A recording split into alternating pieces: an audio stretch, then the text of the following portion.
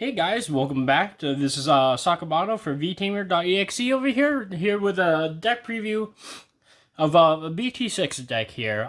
Right now I have Titanmon here. Quick shout outs to Brandon for letting us get all the BT6 stuff as of right now. I know unfortunately not a lot of us here in the US is able to get BT6, but I do appreciate, Brandon for coming out to getting us the BT6 decks out here so we can all kind of play the meta early. But I'd like to kind of show you this deck profile real quick, just on again, Titanmon. I think Titanmon is probably the best purple deck continuing forward in the BT6 format. I'd like to show you kind of like what my list looks like. This way you guys can have a good informative view of what you should be thinking about when playing Titanmon. So first, of course, we'll start off with the babies. We're playing for the new Sunamons, which states with inheritables, when you ever trash a card, you draw a card. So it's really good with your trash card engine that happens within the deck, as well as just one Digimon. So the Digimon that gives you the plus 2k boost whenever something dies. Helps out a lot when you're just trying to push for a little bit higher numbers. So from there, we start off with our rookies. I am playing personally 3 Gabumons. Gabumon has a good inheritable that states whenever you attack, you draw one, trash one, which is amazing. So if you have a Titamon over this Gabumon, you're able to immediately have Titamon swinging in for his ability without having to, set up some other stuff. But so we use Gabumon for that. We played 3 Labramon. I'm personally using Labramon right now because there's a lot of on-play abilities that I do want to play in this deck. I personally am playing, as you see later in the video, I am playing Zwarts. And Zwarts, I feel like, helps out the, get better games through the game. And I want on-play ability, so I want to play Labramon. And Labramon helps out if you are at 3 memory and then you go into Titamon and then able to use Titamon's effect to get that security +1 plus the 2k DP. So Labramon again, let me draw one, trash one from my hand. We are playing 2 Elecmon. From a lot of our playtesting that we've done so far with BT6, I found that Elecmon's actually really good right now. His ability is on deletion, delete one of your opponent's level 3 Digimon. And there's a lot of either Jesmon coming out, so with the sisters, you can start popping him off if this gets deleted. Yeah, with against the Blanc, or if you just want to delete a lot of the Agumons or Gabumons from the Agu and Gabumon decks, you kind of want to start popping their rookies, unless you want to get hit by a lot from that. So this is why I'm playing 2 Elecmons.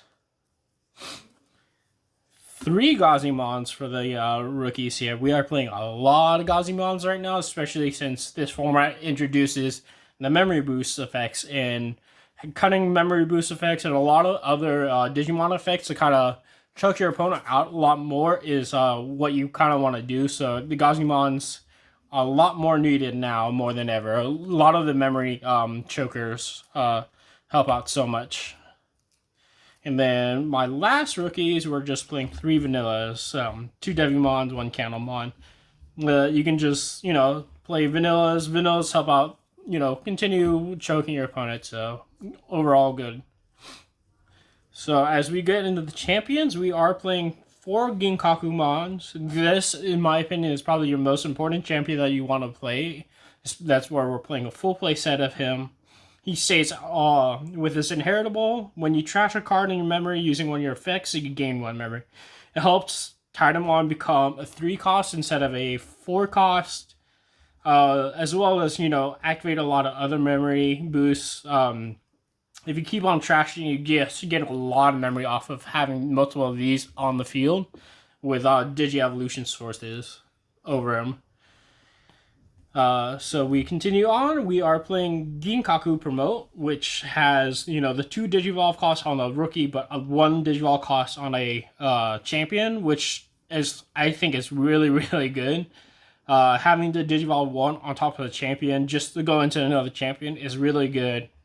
Especially if you're playing Black War Groundmon, you are able to Digiburst 3 without having to take all your inheritables off. So having something like that to, get War Groundmon's better effects without having to lose, like, let's say you don't want to lose the rookie under it or the egg under it, it helps out a lot with this West line. But the special thing about these Ginkaku promote is it has rush, so it just swings automatically when it hits the field. And you play this a lot from trash, so it has the on-play effect of where when this returns from the trash, you can get a Ginkakumon or a Kinkakumon and put it under it. If you get both of these evolution sources here, you get a draw 1+1 memory. So just really good.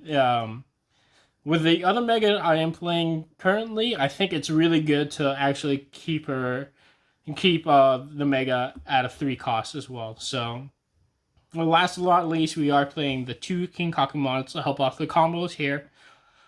This champion is really good as well if you're facing up against a lot of the Rookie Rush matchups because it has the ability of when swinging with Inheritable, you can trash a card from your hand to delete a level 3 Digimon on your opponent's field. So it helps out with purple kind of compete against the Rookie Rush matchup.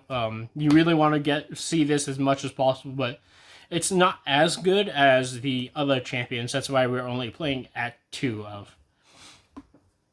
So we are playing Valmon though. We are playing the 6 cost blocker, the 6K blockers over the Devimon 1K blocker, 5K blockers. Because through, again, extensive testing right now, there's a lot of ways that people can pop 5K blockers on the spot a lot easier. Especially against Jessamon, if they have that inheritable, you don't want to have a blocker sitting there and just dying. So you want to have something that's a 6K blocker. It also helps that Biomon's a really good, fairly cheap cost for a play cost. So if your opponent puts you at 3, you can put on 2. And a lot of 2 evolution costs, but, that's the price we're trying to get. A little bit more consistency and whatnot, as well as a little bit more power, just to make sure you don't die to again, the Jessamon matchup. And then the one tech card that we are playing in this deck is Ogremon. So Ogremon states is on play, trash 1 card from your hand to delete one of your opponent's level 4 Digimon. Level 4 or lower Digimon. Just a really good way to... there's a lot of ways to get this back on from the trash and then have its on play effect happen. As well as, it's not a bad...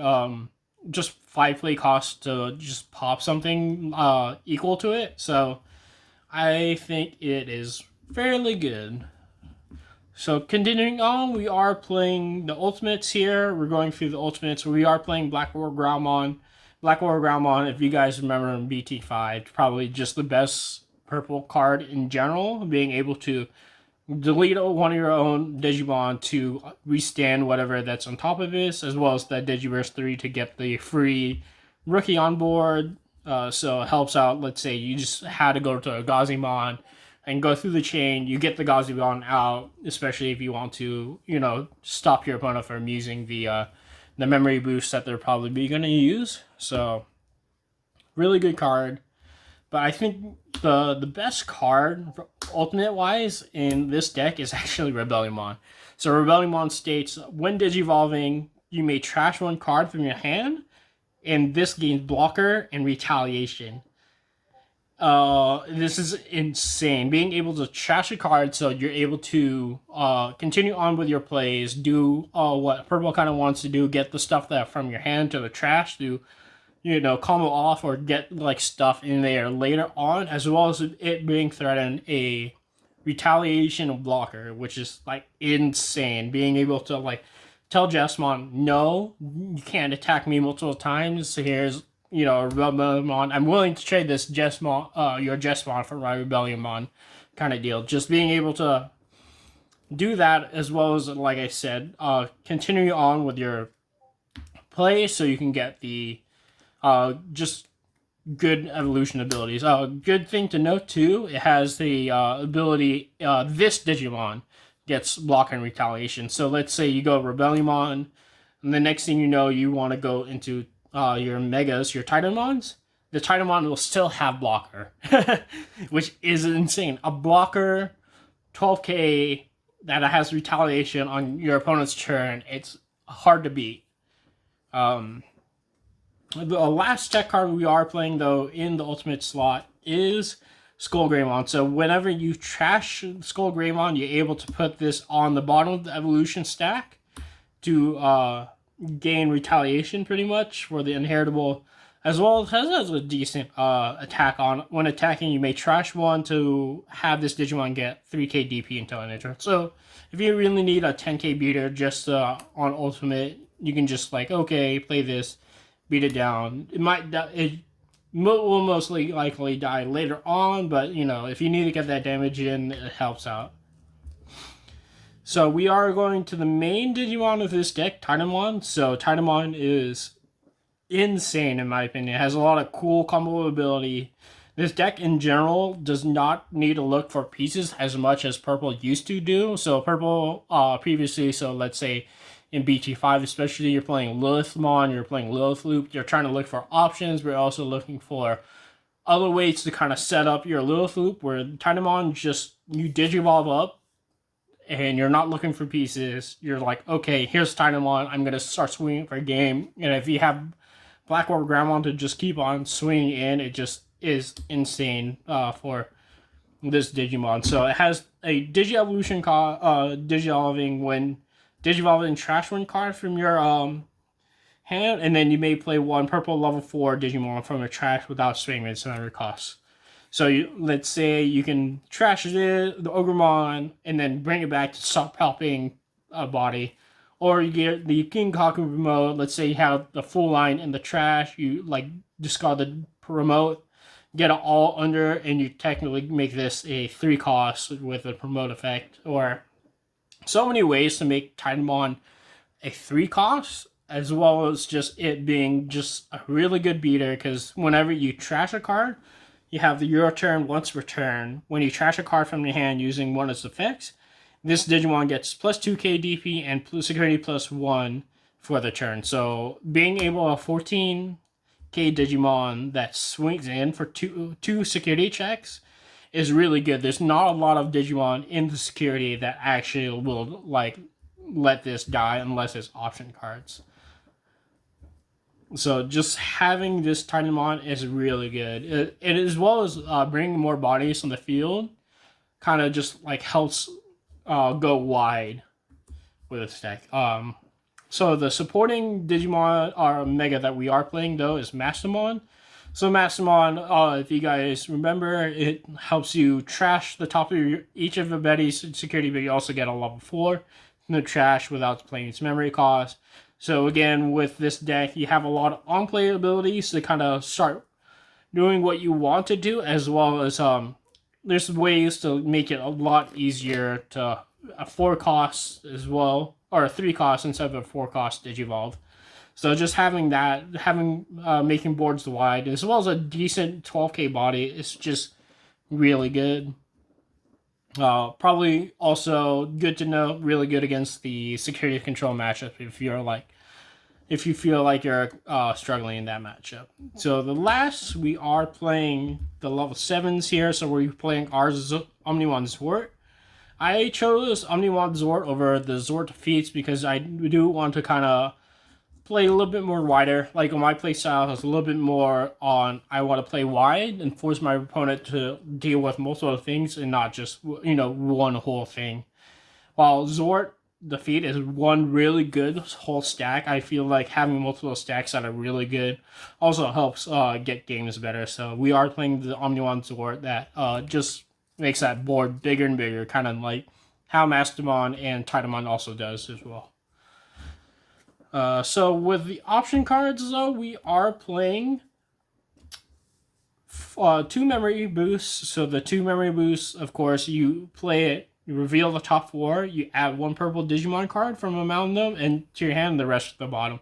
So it'll help you filter if you are missing some pieces. Let's say, oh, I'm missing like ultimate. Let me see if I can just play this memory boost, and as well as, you know, being able to extend your turns for later on when you have the ability to do so. And the last options, we are playing 2 Underworlds cards. So this has the ability of whenever you play you can play a 1 purple level 4 or lower Digimon from your trash without paying its memory costs. Still has the activation cost, the level 4, so you are able to get the on-play effects, as well as this interesting line where if you trash this card from hand, instead of it doing nothing from the trash, you actually just get a draw. So it's technically a free draw if you really just need to trash a card and draw a card to kind of cycle through it. So not a really good cycling option. And last but not least, we are playing 3 Tamers. So we are playing 2 Matashitas. So this one, of course, you don't want to get memory choke, so you get to play this. As well as, if you're missing a lot of pieces, you can get it back from the trash and, start playing again.